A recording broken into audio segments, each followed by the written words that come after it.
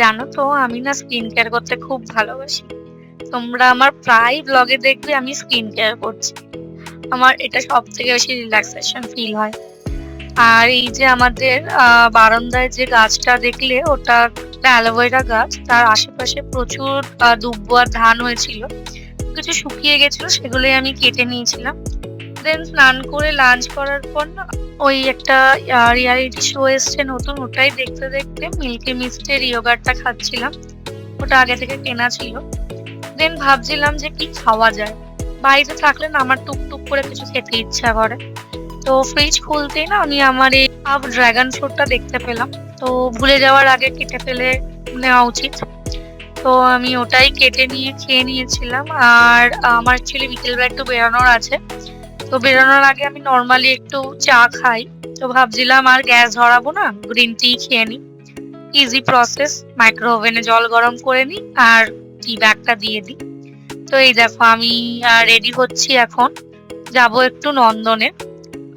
অনেক দিন যাইনি, যদিও আমার অফিস ওখানেই কাছে পিঠেই, বাট আমার যাওয়া হয় না সত্যি। আর এই নন্দন কথাটা মনে পড়লেই না সেই কলেজ লাইফের কথাটা মনে পড়ে যায়। কত আমরা কলেজ বাঙ্ক করে বা কলেজের পরে বন্ধুরা মিলে কত নন্দনে, ভিক্টোরিয়াতে, ময়দানে কত কত আড্ডা মেরেছি, যেগুলো সত্যি রিপ্লেসেবল নয়। যে ওই সময়গুলো আমি জানি আমরা যে আর ফিরে পাবো না, কিন্তু বারবার ওই সময়গুলোতেই যেন মনে হয় ফিরে ফিরে যাই।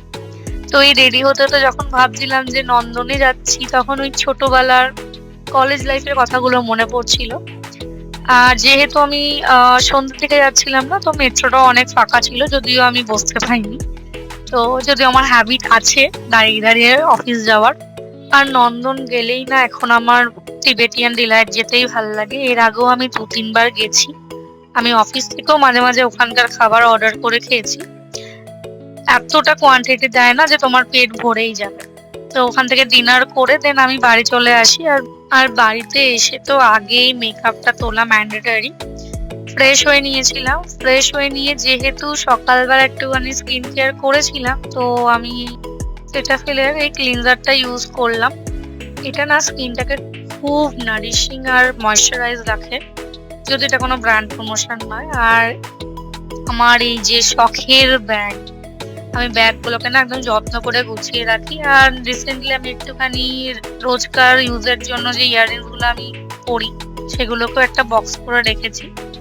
আর এই ড্রয়ার ভর্তি আমার মেকআপ জিনিস, কোনো একদিন সময় পেলে নিশ্চয়ই দেখাবো। That's it for today, by.